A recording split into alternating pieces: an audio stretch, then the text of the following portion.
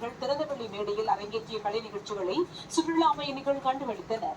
முத்தமிழறிஞர் கலைஞர் அவர்களுடைய கனவை தமிழ்நாடு இயலிசை நாடக மன்றம் நினைவாக்கி இருக்கின்றது. கலை கலையாக இருந்துதல் வேண்டும், கலைகள் தோன்றாமல் கலை வளர்க்கப்பட வேண்டும் என்பது அவருடைய மிகப்பெரிய கனவு. அந்த கனவை இன்னைக்கு இயலிசை நாடக மன்றம் மிக பிரம்மாண்டமா இந்த நிகழ்ச்சி மூலமா வெளி உலகத்துக்கு பிரகடனப்படுத்தியிருக்காங்க.